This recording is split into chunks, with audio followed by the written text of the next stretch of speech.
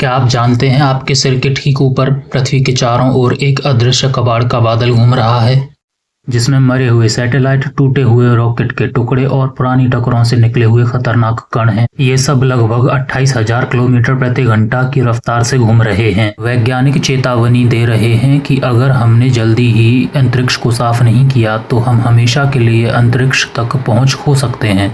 आज पृथ्वी की कक्षा में लगभग 36,000 से ज्यादा बड़े टुकड़े हैं जो फुटबॉल के आकार के हैं और 10 लाख से ज्यादा मध्यम आकार के टुकड़े हैं। लगभग 13 करोड़ से ज्यादा छोटे कण हैं जो कि सिक्के के आकार के हैं।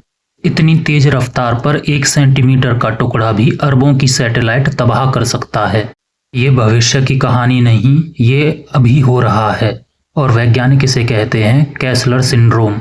इसके हिसाब से जब एक सैटेलाइट टकराएगी तो हजारों टुकड़े बनेंगे और वे हजारों टुकड़े जब वो बाकी सैटेलाइट से टकराएंगे तो और भी ज्यादा कचरा बनेगा, जिससे एक खतरनाक चेन रिएक्शन बन जाएगा और एक दिन ऐसा आ सकता है जब अंतरिक्ष में जाना असंभव हो जाएगा। मौजूदा समाधान फेल क्यों है? क्योंकि आज हम ज्यादातर भरोसा करते हैं उम्मीद पर। उम्मीद के कचरा अपने आप गिर जाएगा, उम्मीद की कंपनियां नियम मान लेंगी, लेकिन कई टुकड़े 100 साल तक कक्षा में रहते हैं। हमें सक्रिय सफाई प्रणाली चाहिए होगी। जैसे धरती पर कचरा उठाने की गाड़ियां होती हैं, ऐसा ही कुछ स्पेस क्लीनिंग के लिए भी करना होगा।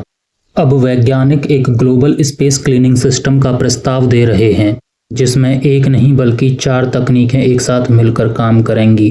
First is AI space traffic control system. ये हर सेकंड सभी सैटेलाइट और कचरे को ट्रैक करेगा।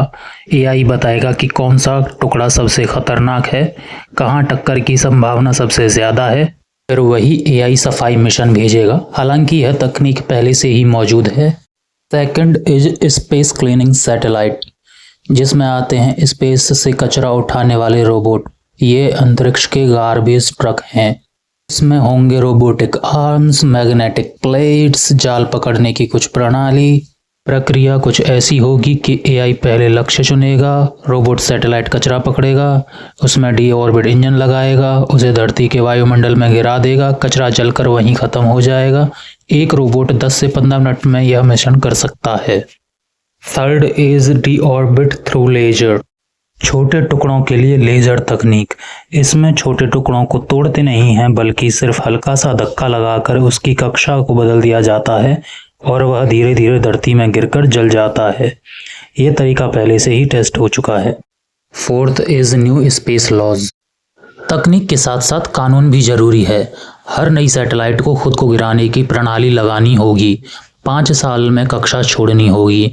लॉन्च से पहले सफाई टैक्स देना होगा, जैसे धरती का प्रदूषण कानून है, कुछ उसी तरीके से। Now the cost and reality check. The full global system would cost about $8 to $10 billion over 5 years. It sounds big, but one destroyed satellite can cost $300 million. Cleaning space is cheaper than ignoring the problem. इसका future क्या होगा? 2030 तक हम 60% खतरनाक कचरा हटा सकते हैं और 2040 तक अंतरिक्ष की स्थायी व्यवस्था बना सकते हैं, जैसे कि हवाई ट्रैफिक कंट्रोल सिस्टम वर्क करता है। अंतरिक्ष मानवता की साझा संपत्ति है। अगर आज साफ नहीं किया तो कल हमेशा के लिए खो सकते हैं, लेकिन अगर अभी कदम उठाया तो हमारा भविष्य सुरक्षित होगा। अगर आपको यह वीडियो ज्ञानवर्धक लगा तो लाइक, सब्सक्राइब और शेयर करें।